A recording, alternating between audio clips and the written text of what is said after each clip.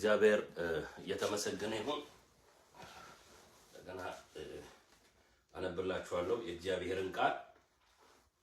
እግዚአብሔር የተመሰገነ ይሁን እና ቶሎ ሐሳቤን ለመናገር እሞክራለሁ። እንድትከታተሉኝ በትህትና ጠይቃለሁ።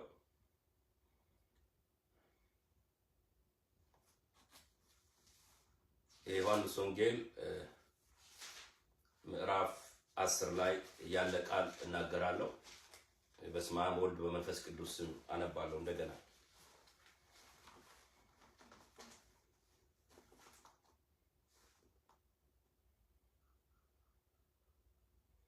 ዳግመኛም ጌታችን ኢየሱስ እንዲህ አላቸው፣ እውነት እውነት እላችኋለሁ የበጎች በር እኔ ነኝ።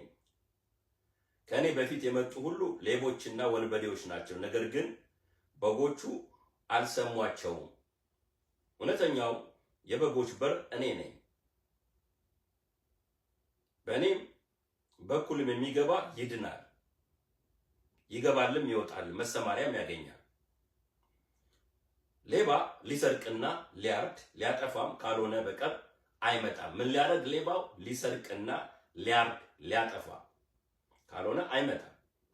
እኔ ግን ሕይወት እንዲሆንላችሁ እንዲበዛላችሁም እንዲያገኛችሁም እጅግም እንዲበዛላችሁ መጣሁ። ማን ነው? ክርስቶስ። እውነተኛ እረኛ ወደ ሕይወታችን፣ ወደ ሀገራችን፣ ወደ ቤታችን፣ ወደ ትዳራችን ሲመጣ ምንድነው የሚያደርገን? ሕይወታችንን ሰላም ይሰጠዋል፣ እረፍት ይሰጠዋል፣ ወደ ሰክሰስ ያሻግረዋል። እውነተኛ መሪ፣ እውነተኛ እረኛ እግዚአብሔር ለቤተ ክርስቲያን ሲሰጥ የቤተ ክርስቲያን ምዕመናን በሕይወታቸው ይበለጽጋሉ። ተኩላው ሰይጣን አይረብሻቸውም። ገቢያቸው ይጨምራል፣ ትዳራቸው ይባረካል፣ ልጆች ይባረካል። እንዲሁም እግዚአብሔር እውነተኛ መሪ ለሀገር ሲሰጥ የሀገሩ ሰዎች ከድህነት ይወጣሉ፣ በሰላም ይወጣሉ፣ ይገባሉ። ከዛም አልፎ ተርፈው ቱርክን ተመልከቷት። ከራሷ ሀገር አልፋ መልካም መሪ ስላላቸው ለብዙ ሀገሮች ድሮን ትሰጣለች፣ መጠጊያ ሆናለች። የሲሪያ ከ10 ዓመታት በላይ ነው ሲሪያኖች የተጠለሉባት። አያችሁ፣ እግዚአብሔር እውነተኛ መሪ ለአንድ ሀገር ሲሰጥ አገሯ ትባረካለች፣ ሀብታም ትሆናለች፣ ሰው ዜጋው በሰላም ወጥቶ ይገባል።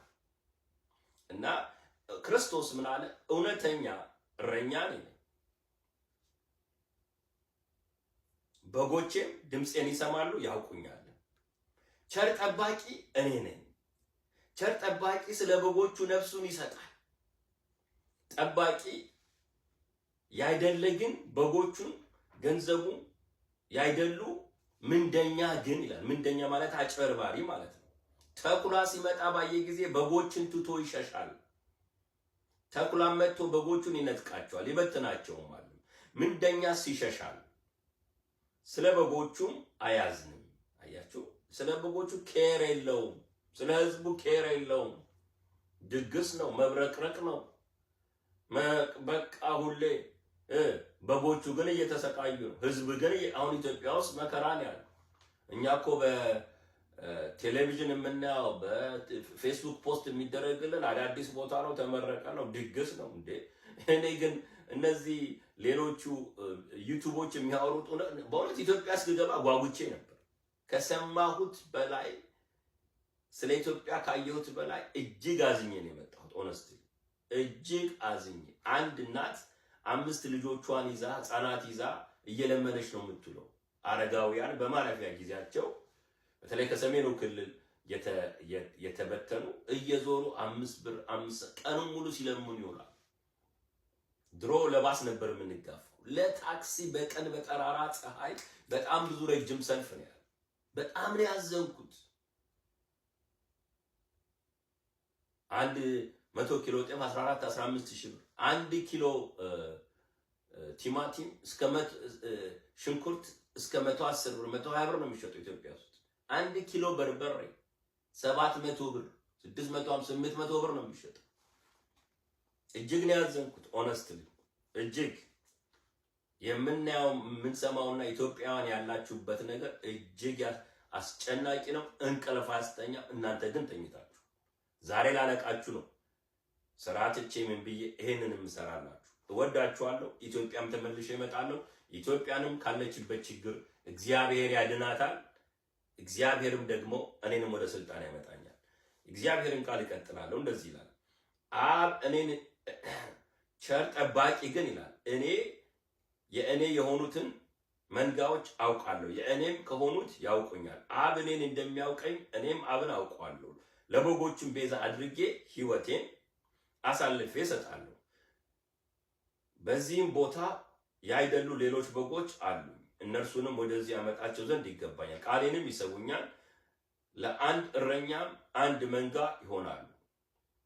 ስለዚህም አብ ይወደኛል፣ እንደገናም አስነሳት ዘንድ እኔ ነፍሴን እሰጣለሁና ከእኔም ማንም አይወስዳትም። ነገር ግን እኔ በፈቃዴ እሰጣታለሁ። እኔ ላኖራት ስልጣን አለኝ፣ መልሼም ወስዳት ዘንድ ስልጣን አለኝና ይህንንም ትእዛዝ ከአባቴ ተቀበልኩ። ሴጣን ምን ሊያደርግ ነው ይመጣው? ዮሐንስ 10:10 ሴጣን ሊያርድ፣ ሊያጠፋ፣ ሊገድል። ኢትዮጵያ ውስጥ ከፍተኛ መገዳደል ያለው በዘር በጥላቻ በፍርሃት ነው ሰው የሚኖረው። ወገኖች ሆይ እንድትነቁ አበክሬ እነግራችኋለሁ። ቻሌንጅ አደርጋችኋለሁ። ከመገዳደል ወደ መወዳጀት እንድትመጡ። ይሄ የመገዳደል ፖሊሲ፣ ይሄ የመገዳደል የመጠፋፋትን ፖሊሲ፣ ይሄ ኋላ ቀርነት እንድትተውት፣ እንድትሽሩት። ይሄ መርገም፣ ይሄ እውነተኛው የእግዚአብሔር ቃል የሚያስተምረን፣ ይሄ እግዚአብሔር ቃል የሚያስተምረን እርስ በርስ እንድንዋደር፣ በወንድም ላይ ሊደረግ የማይገባውን በራስ ላይ ሊደረግ የማይገባውን በወንድም ላይ አታርግ ነው። አያችሁ ወገኖች፣ እግዚአብሔር ደግሞ ይፈርድልናል። አዎ በገዳማት ተጾሟል፣ እየተጸለየ ነው። ሙስሊም ወንድሞቻችንም ይጸልያሉ፣ ፕሮቴስታንቶች።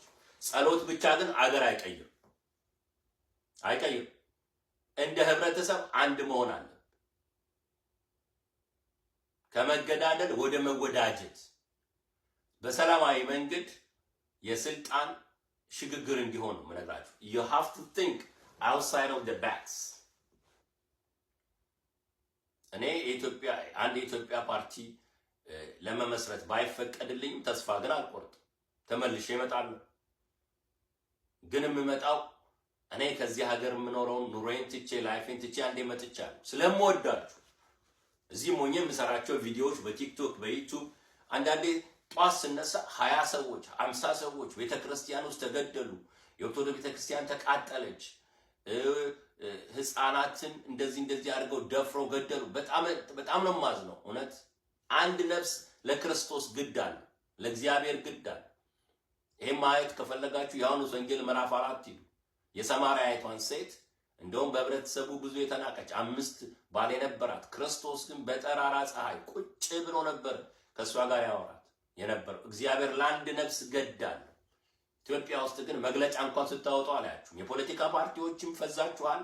ዋናው የብልጽግና ፓርቲ ይሄ እንኳን 10 ሰው 20 ሰው ሲገደል ከዶሮ እንኳን ነፍስ በታች ሆኗል። የኢትዮጵያውያን ነፍስ በጣም ነው የሚያሳዝነው።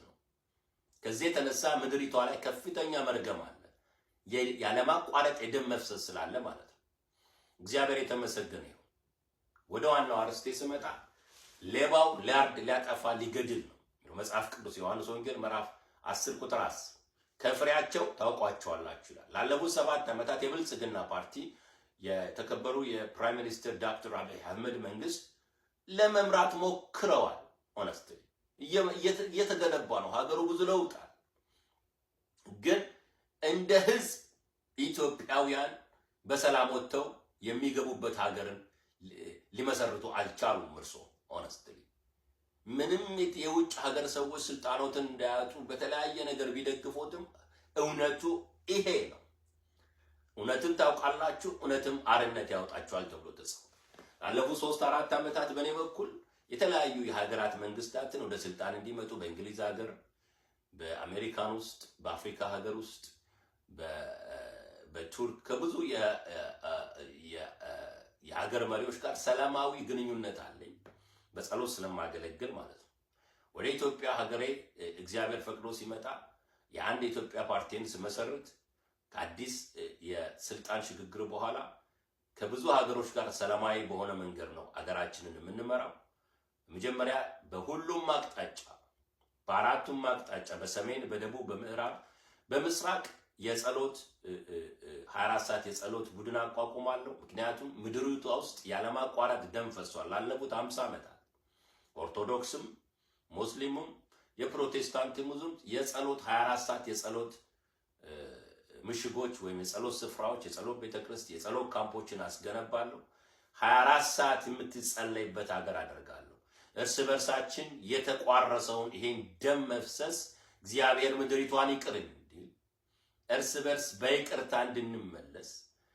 ምክንያቱም ክሮኒክልስ ሰከንድ ክሮኒክልስ ቻፕተር 7 verse 14 the Bible said, if my people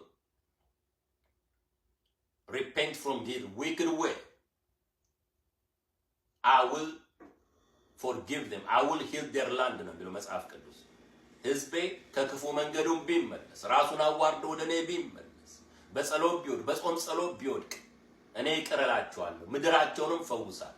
እውነተኛ በረከት፣ እውነተኛ ፈውስ ከእግዚአብሔር መንግስት ብቻ።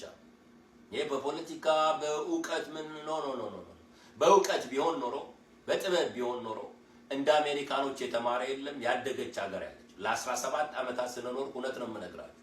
እዚህ ሀገር በሱፐርቪዥን በኃላፊነት ብዙ ህንፃዎች ከመሰረት እስከ ላይ አሰርቻለሁ።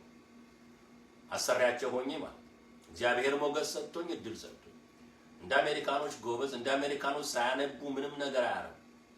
በእነሱ እውቀት ቢሆን ካሊፎርኒያ አትነድም፣ በቶርኔዶ አይሰቃዩ፣ በሹቲንግ አይሰቃዩ። አያችሁ፣ የእናንተ እውቀት የእናንተ ጥበብ አገራችንን ሰላም አታረግ። በእርግጥ እኮ የተማሩ ዶክተሮች፣ ፕሮፌሰሮች ናቸው አይደል? ፕራይም ሚኒስቴሮች፣ ከእንደገናስ ሚኒስቴሮች። መች ሰላም መጣ? አልመጣም። ሰላምን የሚያመጣው የእግዚአብሔር መንፈስ፣ ሰላምን የሚያመጣው እግዚአብሔርን የሚፈራ መሪ እግዚአብሔር ሲሰጥ። በሞአንበሳ በኃይለ ሥላሴ በንጉሠ ነገሥታችን ዘመን ኢትዮጵያ ከፍ ያለች ነበር። ያንን ዘመን እግዚአብሔር አይቶ የአባቶች የእናቶችን ጸሎት አይቶ መልሶ እኔን ቀብቶኛል። በዛ አይነት ቅባት ቴክሳስ የምኖርበት ሀገር የተባረከ ነው። በጸሎት አምናለሁ፣ በእግዚአብሔር ቃል አምናለሁ። ከዚህ የተነሳ ያንን ሞገስ እግዚአብሔር ወደ አፍሪካ አሻግሯል። ከዛም ደግሞ ኢትዮጵያ እዛ ከተወለድኩበት ምድር ውስጥ ማለት ነው እግዚአብሔር የቀባይ ሲሆነኝ ይሄ በረከት ወደ ኢትዮጵያ ስመጣ በሙሉ እግዚአብሔር ስልጣንን ስረከብ ኢትዮጵያን ወደ ትልቅ ከፍታ ውስጥ ነው ማውጣት። አረጋውያን የምትኖሩበትን ከተማዎች ያሰራሉ። ወጣቶችን በተለያየ አይነት ቋንቋ አስተምራሉ። እርስ በርስ የብሔር ብሔረሰቦችን ነገር ሰላም አደርጋለሁ። ግን አሁን እንዴት ነው ወደዛ የምንሸግ? ማፕ ነው የምሰጣችሁ ወገኖቼ። ወይ አስተውሉ። ምናልባት አሁን ስልጣን ላይ ያላችሁ ሰዎች እግዚአብሔር እኔን መልእክተኛውን ልኮላችሁ ምናልባት ሊቆጫችሁ ይችላል። ይሄ መጨረሻ ቻንሳችሁ ሊሆን ይችላል። ዛሬ የምትሄዱባቸው መኪናዎች ያላችሁ ድሎት ላይፍ ላይቀጥል ይችላል። ምናልባት ይሄንን ካልሰማችሁ ተግባራዊ ካላደረጋችሁ አይ ዶንት ኬር በሳውዝ በኩል በደቡብ በኩል የሚዋጉ ኦነግ ሸኔዎች በሰሜን ሊሆን አላውቅም። ይሄ ስልጣን ከእጃችሁ ከወጣ ከፍተኛ ደም ማፋሰስ ይመጣባችኋል። ከፍተኛ ዋጋ ትከፍላላችሁ። ሳይጨልም ግን ይሄ ነገር ቱሌት ሳይሆን ግን ሰላማዊ በሆነ መንገድ ኢትዮጵያንም በምድር ሁሉ የተበተንን በተለያየ አይነት እውቀት ያለን መተን ሀገራችን ሰላማዊ የሆነች ሀገር እንድንመሰርት ቆም ብላችሁ ይህን ነገር እንድታደርጉ እናገራለሁ። ጦር መሳሪያ ይዛችሁ እየተዋጋችሁ ያላችሁ የራሳችን መብት አልተከበረም፣ የብሔራችን መብት አልተከበረም፣ የኦሮሞ መብት አልተከበረም፣ የጉራጌ መብት አልተከበረም፣ የደቡብ መብት አልተከበረም፣ የአማራ መብት አልተመከረም ብላችሁ እርስ በርስ እየተገዳደልክ ያለ መጽሐፍ ቅዱስ ሲናገር ሌባው ሊያርቅ ሊሰርቅ ሊገድል እንጂ ስለሌላ አልመጣም። የሚያገዳድል የአውሬው መንፈስ ነው። አውሬው ደግሞ ሰይጣን ነው። ለመግደል ከተነሳ አብይ አህመድን ገለ ስልጣን ለመያዝ ከተነሳ እመነኝ ከአውሬው ነው ውስጥ የተቀመጠ። ታዲያ እንዴት ነው እነሱ እኮ በሰላም ስልጣን አይለቁም፣ እሺ አይሉም። ከዚህ የተነሳ እኔ ኦሮሞ ሆኜ እነሱን ስላልደገፍኩ እያሰቃዩኝ ነው፣ አማራ ሆኜ ነው። እንደዛማ ቢሆን ኖሮ እኮ አንተ እንደምትለኝ ከሆነ ዳዊት ሁለተኛ ንጉስ መሆን አይችልም ነበር። ለምን ካልክ ሳኦል እጁ ላይ እግዚአብሔር ጥሎለት አግኝቶት ለመጸዳዳት ሄዶ ከእራፊው ላይ ጨርቅ ቆርጦ ለሳኦል አሳይቶታል። አየህ፣ ሳኦል ያሳድደው ነበር ዳዊትን። እግዚአብሔር በቀባው ላይ እጄን አላነሳም ያለ። አየህ፣ በጊዜው ግን የእስራኤል ሕዝብ እንኳን ዳዊትን አወቀ።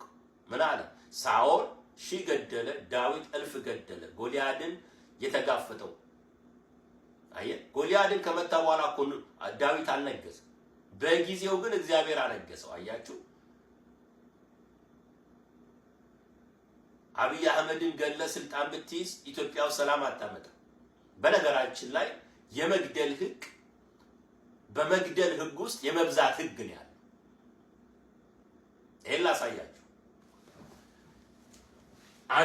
አንድ ፍሬ በቆሎ ወሰዱ፣ ጣሏት መሬት ላይ። መበስበስ አለባት። በመጀመሪያ ደረጃ መሞት አለባት አፈር ውስጥ። ከበሰበሰች በኋላ ከእንደገና ትበቅላለች። ስንት ነው የምታፈራው? 50 60 20። አየህ፣ እሷ ሞታ ነው ብዙ ያፈራችሁ። አያችሁ፣ የኦሮሞ ወንድሞቻችን ብዙ ይገደሉ ነበር በኢህአዴግ ዘመን። በጣም በብዙ ማስ ነበር የሚገሏቸው። ስለተገደሉ ኦሮሚያ ልጆች ስልጣን ላይ እንዳልመጡ አልከለከላቸውም። አያችሁ፣ የመግደል ህግ የመብዛት ህግ ነው። ዛሬ አማራውያንን በየእስር ቤቱ ስላጎራችሁ፣ ጉራጌያውን ስላፈናችሁ፣ ስለገደላችሁ ስልጣናችሁ አይጸናም። እንደውም ስልጣናችሁን ለመስጠት አፋጥናችሁታል። ሰይጣን ነሸወዳችሁ። አየህ፣ ንጉስ ሳኦል እኮ ልጁ ዮናታንን ዳዊትን ግደለው እያለ ሰይፍ ይሰጠው ነበር፣ ጦር ይሰጠው ነበር። ዮናታን ግን ዳዊትን እስከ ነፍሱ ወደደው ይላል። አያችሁ፣ ልብ እኮ ያለው በእግዚአብሔር እጅ ነው። የሳኦል ልጅ ለዳዊት ይወግን ነበር። የጦር መሳሪያ ስላለ ስልጣንን አታውቅም። ሚሊዮን አማራዎችን ስለገደልክ፣ ኦሮሚያ አካባቢ ደግሞ ያሉትን እናንተ የማይደግፉ ስለጨፈጨፋችሁ፣ የኦሮሚያ መሪዎችን ስላሰራችሁ፣ ስላባረራችሁ ከሀገር እነ ልደቱን አትግቡም እኛን አትመሰርቱም ስላፈናችሁ ስልጣናችሁ አይቆይም። ኖ ኖ ኖ ኖ፣ አስታውሱ፣ የመግደል ህግ የመብዛት ህግ። በመግደል ስልጣን አታጸናም። ኖ፣ በአንድነት ግን በፍቅር ግን ህዝብ ይገዛል።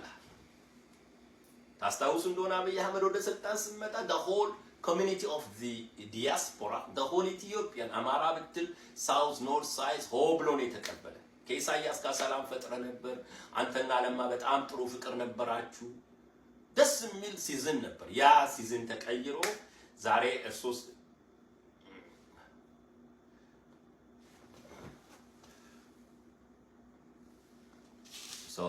ዛሬ እርሶ ሲመቻችሁ ብዙ ነገር ቀይረዋል። ስለዚህ ወደ ፖይንቱ ልምጣ።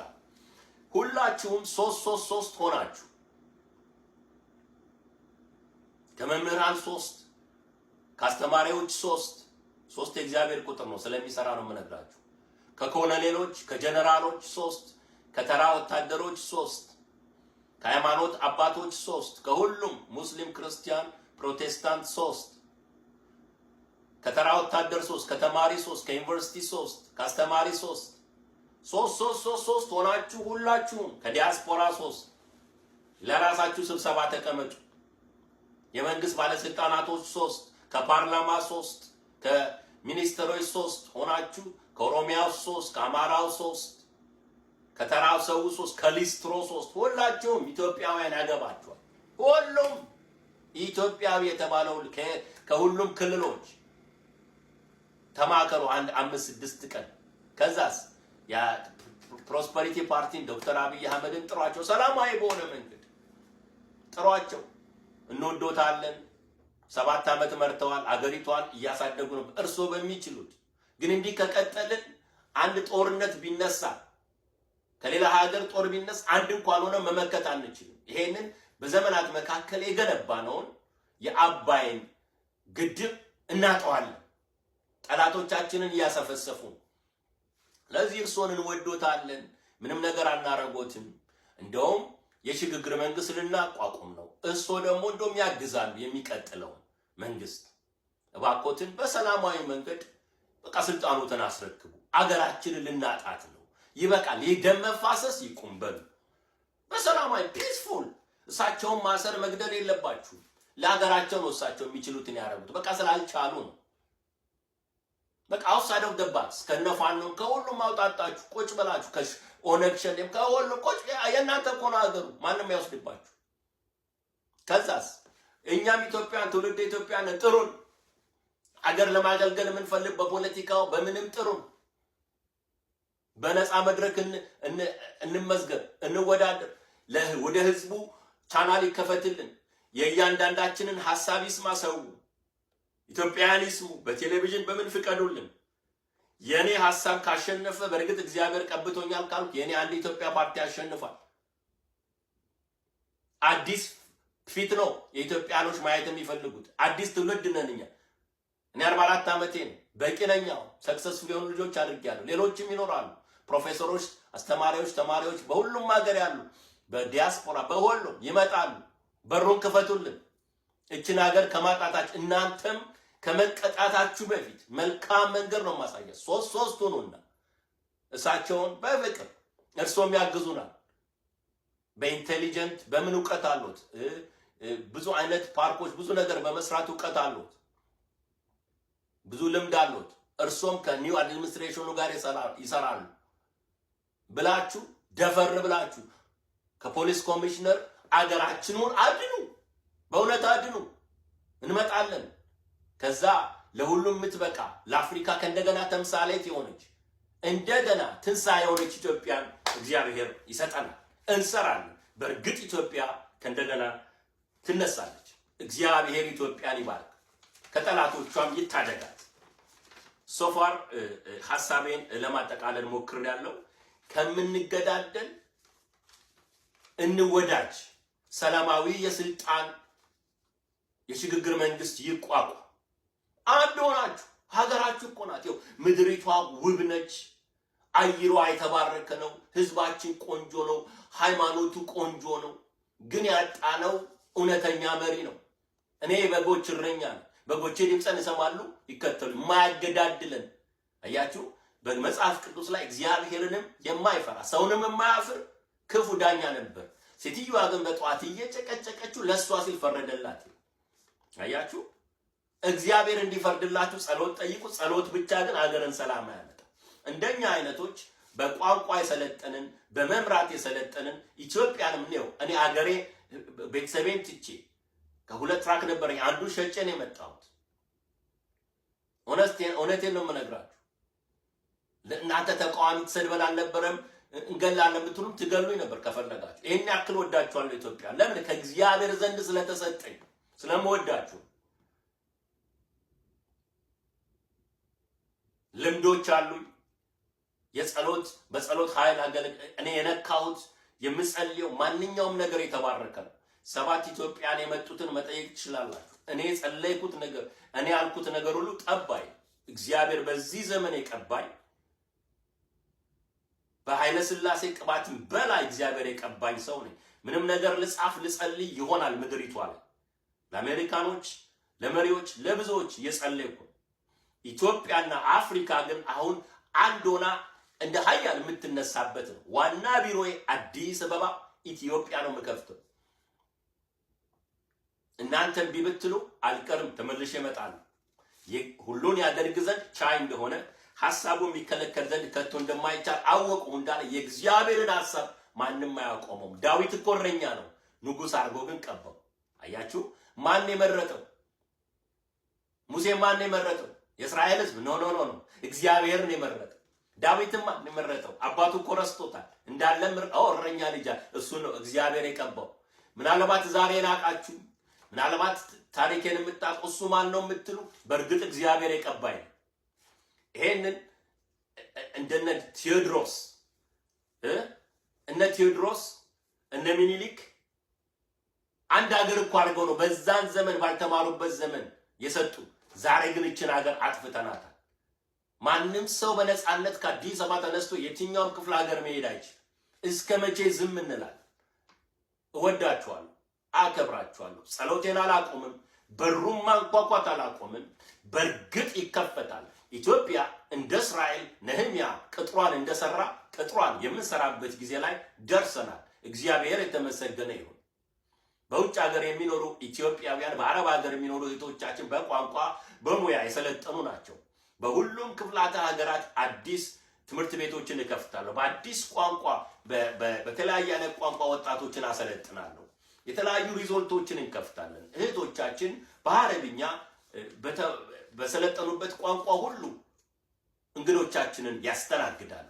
እንደ ኢትዮጵያ አይነት ውብና ድንቅ ሀገር አይኖርም። ለዓለም ሁሉ መሪ ትሆናለች። ለዓለም ሁሉ ምሳሌ ትሆናለች። ኢትዮጵያ ብቻ ላንድ ነች። ሙስሊም ኮሚኒቲ እና ክርስቲያን ኮሚኒቲ ሊቭ ፒስፉሊ። እግዚአብሔር የተመሰገነ ይሁን። እግዚአብሔር ይባርካችሁ። ኢትዮጵያ የትንሣኤዋ ጊዜ ላይ ነች ያለችው። እግዚአብሔር የተመሰገነ ይሁን። ብዙ ሐሳቦችን እንደነካው እርግጠኛ ነኝ። እግዚአብሔር የተመሰገነ ይሁን። እርስ በርስ መጨራረሳችንን እናቁ። የሚያገዳድልህ ሰይጣን አየህ፣ ሰላም፣ መሸነፍ፣ ይቅርታ፣ ፍቅር የምታመጣ እሱን ደግሞ የሚልህ ከሆነ የእግዚአብሔር መንፈስ ነው ያለብህ ማለት ነው። በመገዳደል ኢትዮጵያው ሰላም አታመጣ።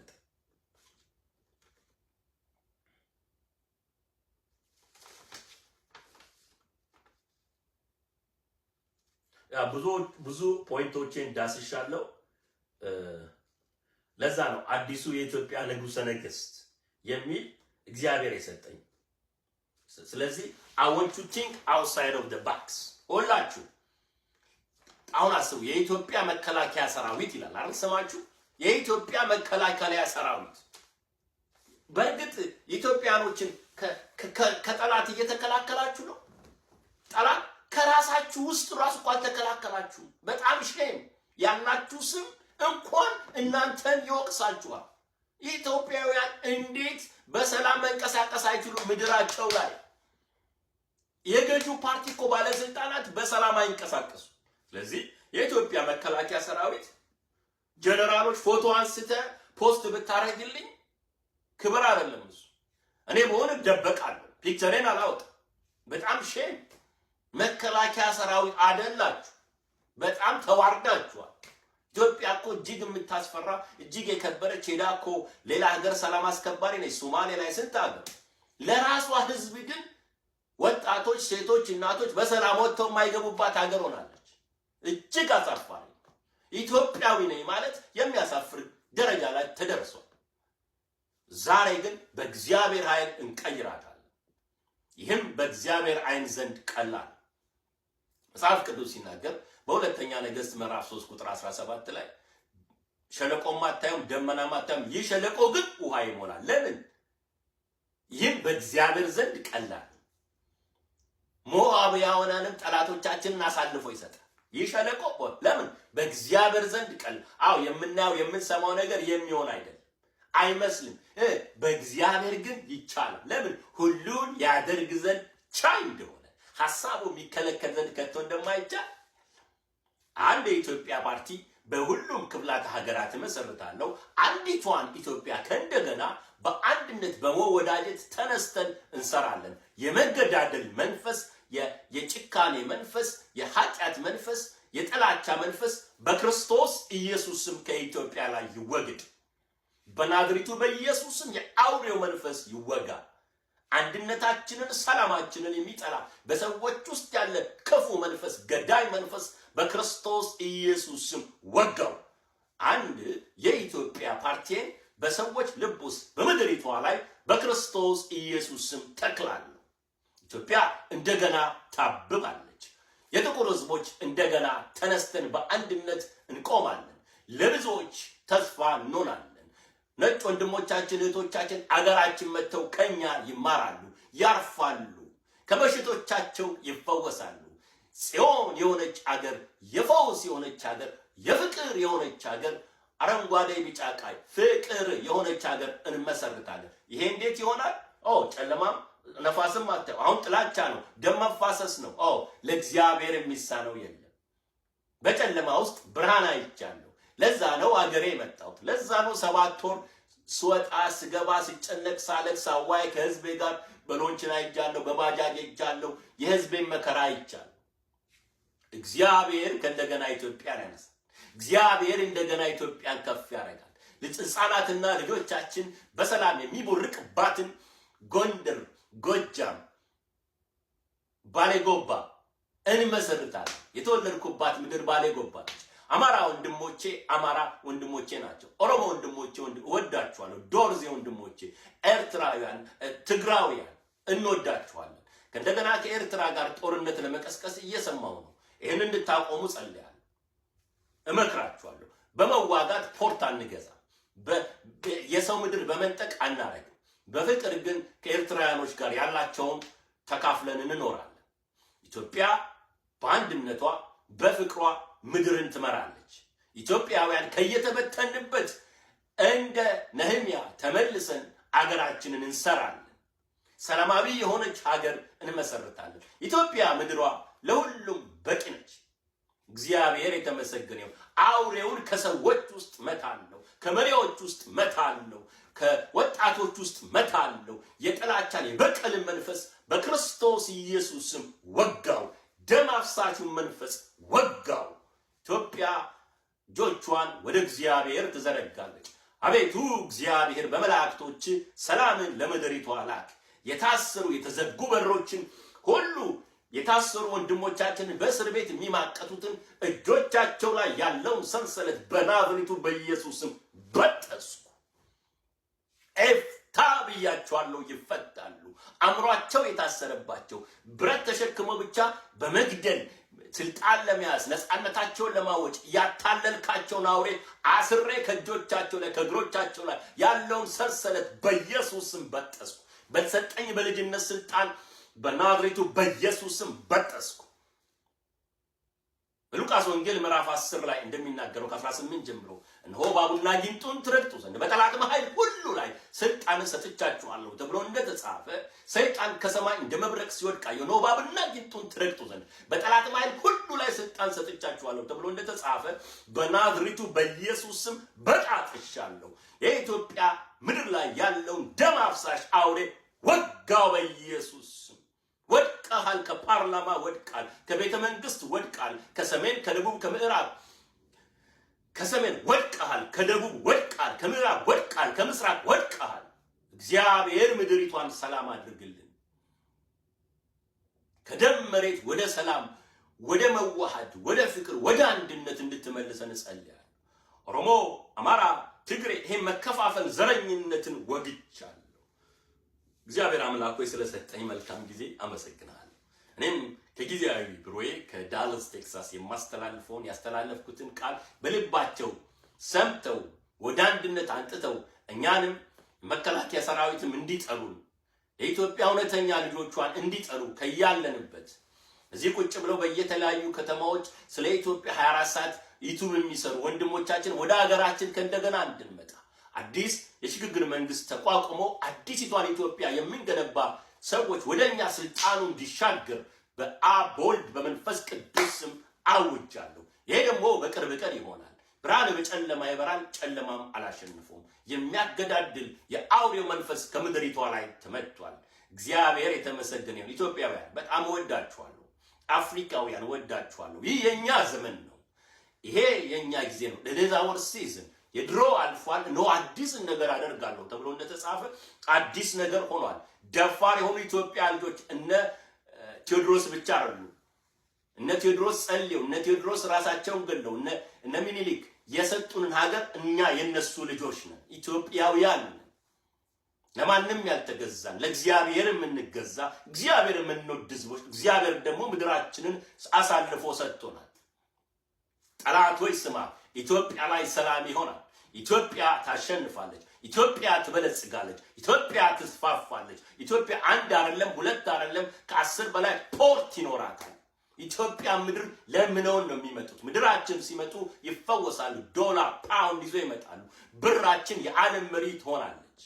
ብራችን ከረንሲያችን። እግዚአብሔር የተመሰገነ ይሁን። በምድር ሁሉ እንደተበተን አንቀርም። የምድርን ደግሞ ሰዎች ሰብሳቢ አብይ እንሆናለን። ይሄ እንዴት ይሆናል? ምክንያቱም ይህም በእግዚአብሔር ዘንድ ቀላል ነው። እቺ ኢትዮጵያ የዓለም ሁሉ መሪ ትሆናለች። ሃሌሉያ! እግዚአብሔር ይተመን። እንዴት ይሆናል? ነፋስም እኮ አለ። ለዚህ ነው ራእዬ እውነተኛ መሆኑን የምነግራችሁ። ምክንያቱም እግዚአብሔር ምንም መረጠ? ደካማ ነገርን መረጠ። የዓለምን ጠቢባን ያሳፍር ዘንድ እግዚአብሔር ደካማውን መረጠ። አየህ፣ ደካማ ነው ምንድነው ብትለኝ፣ እግዚአብሔር ግን ለትልቅ ዓላማ ያዘጋጀኝ አዲሱ የኢትዮጵያ ንጉሠ ነገሥት ሚካኤል አረጋ ከጊዜያዊ ጉዞዬ ዳላስ ቴክሳስ ነው ያስተላለፍኩላችሁ። በቅርቡ ይሄ ስቱዲዮን ከእንደገና መልሼ ሴትአፕ ስላደረኩት ቶሎ ነው ካሁን በኋላ በቲክቶክ እመጣለሁ፣ በዩቲዩብ እመጣለሁ፣ በፌስቡክ እመጣለሁ። ቶሎ ሰይጣንን ረፍት ነስተነው እናስለጥቀዋለን። ሃሌሉያ! ይሄ የእግዚአብሔር ልጆች ምድሪቷን እንኳን አይደለም ኢትዮጵያን፣ አፍሪካን፣ አሜሪካንን ነፃ እንዳወጣን ታውቃላችሁ። ጌይና ሌዝቢያንስ እዚህ ምድር ላይ ተከልክሏል። ሃሌሉያ! ተናግሬያለሁ። ስለዛ ይከለከላል። ከምድሪቷ ላይ የእግዚአብሔር ጽድቅ ምድሪቷን ከእንደገና ትወስዳለች። አዲሱ የእግዚአብሔር መንግስት ቴክ ኦቨር እያደረገ ነው። የመላእክታውያን የእግዚአብሔር ልጆች ወደ ምድሪቷ እየተገለጥን ነው።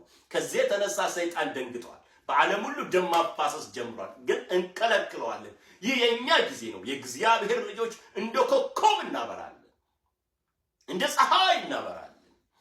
ኃይላችን እግዚአብሔር ነው። ጠባቂዎቻችን የእግዚአብሔር መላእክቶች ናቸው። አይችለን። ከኛ ጋር ያለው ከዓለም ካለው ከገዳይ ካለ ከጭበርባሪው ካለው ይበልጣልና አንፈራም። ምክንያቱም የምንገዛው ለእግዚአብሔር ነው። የማቴዎስ ወንጌል ምዕራፍ 10 27 እና 28 ስጋን የሚገሉትን አትፍሩ፣ ስጋንም ከገደለ በኋላ ግን ሲኦል ወይም ገነት ሊከት የሚችለውን እሱን ፍሩት። እሱ የኛ አባት ነው። እሱ የሰላም አለቃ ነው። he is a prince of peace. he is Emmanuel. he is መምህሩ ቸሩ እግዚአብሔር፣ የፍቅር እግዚአብሔር፣ ረቡኒ ኤልሮይ አማኑኤል። አማኑኤል ለኢትዮጵያ ፈርዷል። እኔን አዲሱ ንጉሠ ነገሥት የኢትዮጵያ አዲሱ ንጉሠ ነገሥት ሚካኤል አረጋን ቀብቶኛል። በሚካኤል ዕለት ነው የተወለድኩት፣ ሰኔ 12። ለዛ ነው ስሜ ሚካኤል የተባለው። በኢትዮጵያ ምድር ላይ አዲስ ንጉሥ ሆኜ እገለጣለሁ። ህዝባችንን ሰላም አደርጋለሁ። ከእንደገና ህዝባችን በዓለም የታወቀች ትሆን ሰላማዊቷ ኢትዮጵያ እንመሰርታለን። የተቃባነውን ደም እንሽራለን። በይቅርታ በፍቅር አንድ እንሆናለን። የተበታተኑትን ልጆቿን እሰበስባለሁ። መልካም የሥራ በሮች እከፍታለሁ። ከምኖርበት ሀገር አሜሪካውያን ጋር፣ ካናዳውያን ጋር፣ ኢሮፓውያን ጋር፣ ራሻውያን ጋር፣ ቻይናውያን ጋር፣ ኖርስ ኮሪያ፣ ሳውስ ኮሪያ ጋር ፍቅር የሆነ ሰላማዊ የሆነ ግንኙነት አለኝ። ይሄን ከሀገሬ ህዝቦች ጋር አንድ አድርጌ አፍሪካውያንን፣ አሜሪካውያንን፣ የዓለም ህዝቦችን አንድ አድርጌ ነው የምገዛው። ኢትዮጵያ ብቻ አይደለሁም መሪ። እግዚአብሔር የቀባይ ነገስታት ሁሉ ንጉስ፣ በዓለም ሁሉ አዲስ ሰላም አዲስ ነት የማምጣት ትልቅ ራዕይ ያለኝ ሰው ነኝ። ዋን አፍሪካን አንደር ጋድ ፕሮቴክሽን የሚል ፌስቡክ ፔጅ አለኝ። 24 ሰዓት ፕሬየር ማይክል አረጋ አኖይንትድ ግሬት ፕሪንስ ፕሬየር ኔትወርክ አለኝ። ፕሬየር ዋሪየር ኔትወርክ አለኝ። ፕሬይ ፎር ዘ ወርልድ ፌስቡክ ፔጅ አለኝ። ሚካኤል አረጋ ብላችሁ ተመልከቱ። 24 ሰዓት ነው የምጸልየው፣ እሰራለሁ። በእጆቼ ነው የምሰራው። ትራክ ካምፓኒ አለኝ። ለትራክ ድራይቨር ነው የምሰራው። በእጆቼ የማንንም ነገር አልወስድም። ግን ኢትዮጵያን ለማገልገል ነው ቆርጬ የተነሳሁት። በአመራር እግዚአብሔር ያሰለጠነኝ ነኝ። በሱፐርቪዥን ነው የሰራሁት ብዙ ዓመታት። አላጭበረብርም፣ አልሰርቅም፣ አልዋሽም። እንዲህ አይነቱን ነው እግዚአብሔር የሚመርጦ ይሄን ነገር በልብ ያስቀመጠው። በእርግጥ ኢትዮጵያ በእኔ አመራር ስር ትድናለች። ኢትዮጵያውያን እንበለጽጋለን፣ ሰላም እንሆናለን። እግዚአብሔር ይባርካችሁ። እወዳችኋለሁ። Thank you so much. May God bless Ethiopia. May God bless Africa. May God bless America. May God bless Canada. May God bless the whole world. እግዚአብሔር ይባርካችሁ።